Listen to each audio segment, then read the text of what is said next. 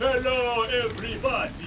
That was kind of Rastafari. I don't know why I came out like that. I was trying to do a horror theme, because today we are doing an H.P. Lovecraft horror-themed review, where we review the Necronomnomnom The Necronomnomnom and as well as the Malleus Monstrorum by Cthulhu Mythos, the Cthulhu Mythos Bestiary by Chaosium. As always, I am Zak Meister, multimedia artist. You can find me at zakmeister.com, YouTube, Instagram, all that kind of schnizzle. And this is my good friend and player of the Call of Cthulhu campaign that I run, Skoobs. Don't try and find me. You will never find him. I don't exist anywhere. Today we made a meal from the Necronomnomnom and a drink that we will be reviewing. Do you want to tell them what the meal that we made is, or that you made actually? It's meal adjacent. I don't know if it's called the Formless Spaghetti. The Formless Spaghetti. I don't know. It smells delicious, but it does smell delicious. I don't know if it's gonna bring the void. We're waiting for it to finish in the oven, and we're gonna bring that in, and we're also going to do the gin and miskatonic and a martini shaken not stir. So we got back from the kitchen making our delicious meal. We're gonna pop this up right here on screen. The Formless Spaghetti. Like this one. I didn't really know what to do. It said to garnish with tomatoes, but this guy looks like a face to me. They do kind of have a cool look, creepy Lovecraft look to them. I would definitely say that the book's instructions aren't entirely clear. Yeah, it was confusing as heck. It was kind of confusing. They used crazy Cthulhu language. Yeah, so the first part, they explain it in...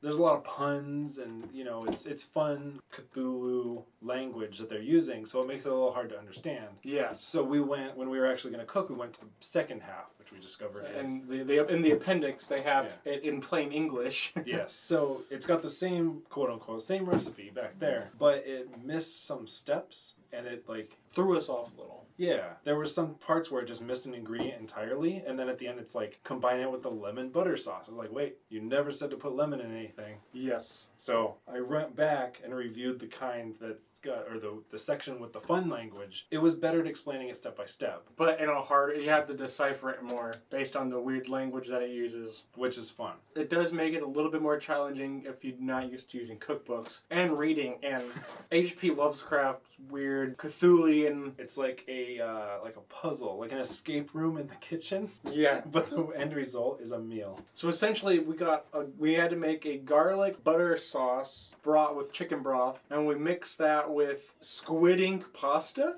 Yeah. So it's like black pasta. It's chicken broth. It's got capers, garlic, parsley, oregano. A lot of herbs and spices. Yeah, pretty and that kind basic. Of stuff. Like a seafood pasta is usually gonna have. Yeah, it does have shrimp in it. And then the fancy part is it makes you put this pasta into little bread bowls that you make, and then you kind of push them together to make almost like a pupusa or. It's weird. I don't know if I did it right. It doesn't tell you exactly how to do it. I don't think people are buying this because they want a high quality cookbook. There's other places to get that. Mm-hmm. So even if this is mediocre food, it's still fun. Halloween makes a good gift or gag joke to people who are into Call of Cthulhu, into any kind of H.P. Lovecraft lore. It's fun to just give to them. There is so much of that in there. Just a ton of it. Every single recipe is packed with Cthulhu puns. It is so packed full of it. There's some funny puns in there though. A ton of them. A ton of them, like the sandwich horror, and then there's the one line that was like, "This feeds 4 primitive primates" or something like that we both cracked up on. All right, let's just dig in then. All right, this is gonna be a mess. This thing is it's leaking at the bottom.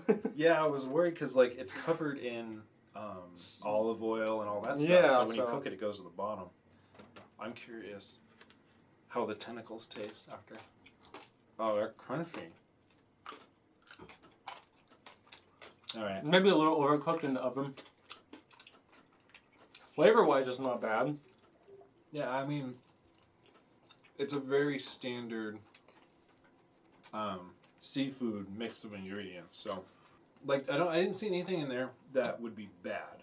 There's nothing that's going to make a spectacular meal, but it's never going to steer you to something that you're not going to be able to eat.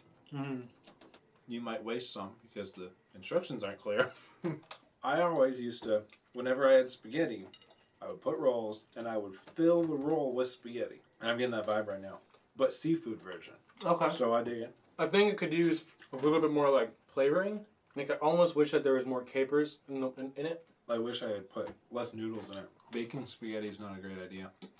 Unless it's got a nice layer of cheese over it. Mmm. But adding cheese would have been bomb. That's cool. Yeah, they're black noodles. black noodles. Straight from the void. Imported. Imported deep from the void. Prepare the black tendrils according to the tradition. To the tradition of, obviously, of making spaghetti. Yeah, it's there. Mindful of errant seeds, crush the yellow fruit in thy feast. It's just juice of lemon, but it's metal. And pulp flesh rain onto the mass of tendrils. Oh, so we're supposed to have some lemon pulp in there, too. The lemon was supposed to go on the noodles, not in the sauce that I was cooking. Place the curled ones in the preparation, coating them well and turning them as they simmer.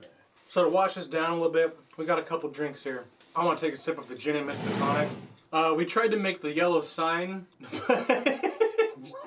All I know is in your campaign, the yellow sign cultist monsters always show up in a different form. And this one's got tentacles, just like those, whatever they are. So what's in this? 3 ounces of Hendrick's gin. I put a little bit more hypnotic in there than it calls for, because this calls for only an ounce of hypnotic, but I probably put like 2 ounces in there. Probably like 6 or 7 ounces of tonic water. I like it. It's, it's kind of no nonsense for the drink, and then you add the nonsense on top. Well, you added the nonsense on top. With tentacles, so...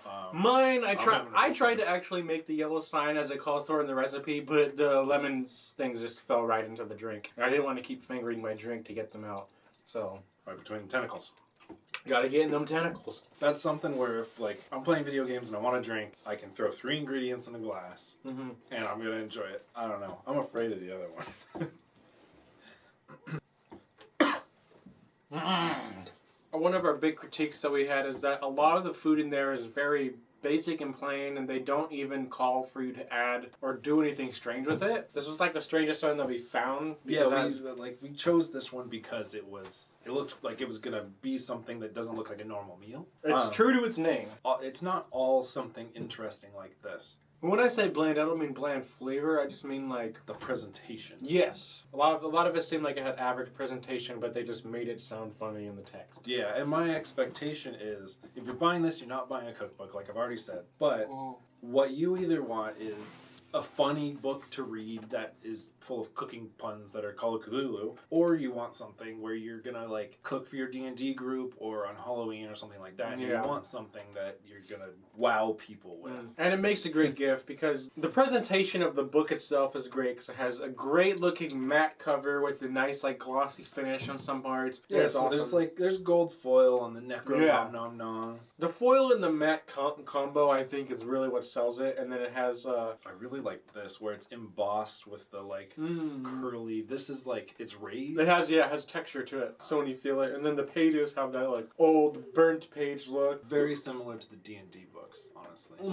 I have already made a couple things with Bushy Brows from this cookbook. So what me and Bushy Brows did was the Nogsathoth liquor at the punch bowl, which was kind of like a eggnog, like a homemade eggnog, and it was gross. Okay. We could not finish it. It was too eggy and too like creamy. Anything creamy that's from the void, I'm not into. It sounds dangerous. And then we did the cultists in robes, which were basically just pigs in a blanket. It was a cute idea. Yeah, I guess it's just like it's just a pig in a blanket, but the blanket's a different shape. You wrap the blanket so it looks like it's a hot dog wearing a robe. I feel like that's just such low-hanging fruit. It is low-hanging fruit, and that's the one downfall of this cookbook. So the strong point of this book is just the appearance of it and the fun that you get from reading it and laughing at the novelty. It's definitely something you want to do with your Call of Cthulhu campaign group, like you said. I think it makes the perfect gift to an H.P. Lovecraft enthusiast. Yeah, if they're gonna appreciate the puns, they're gonna appreciate the book. All right, so we're getting into the drink that we've been putting off for way too long. Is the shaken not half stirred martini. A martini shaken down, how to start some crap. It's got wasabi on the rim, wasabi sauce on the rim, and then it's a basic martini. It's got vermouth and vodka and then an olive. Zesty. I mean, I've never had the wasabi sauce. I want to try that first. I've never had a martini. Oh, so you should try the martini first without the wasabi sauce.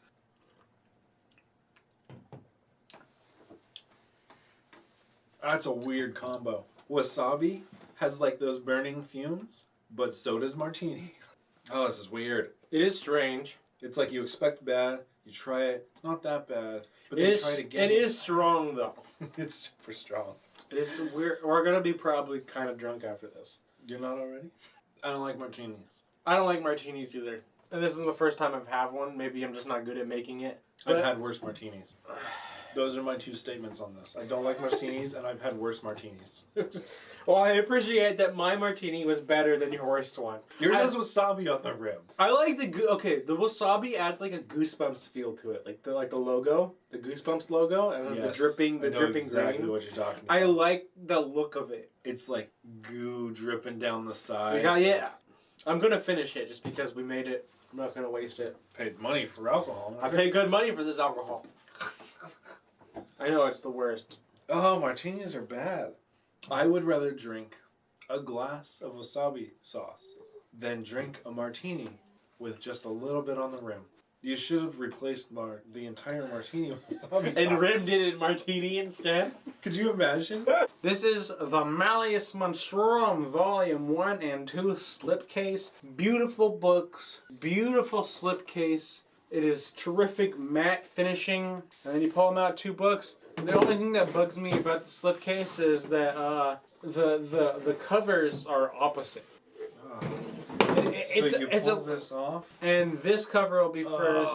Unless you put them in backwards. Yeah, there's always going to be one that's not correctly facing the right way. Control. Unacceptable. It is unacceptable in my opinion. It's hard to get into the book and without giving too much information away, but if you played D&D, it is essentially a 2-volume monster manual. We found it difficult where to start on this. There's no one thing you can talk about because this Call of Cthulhu's thing is monsters.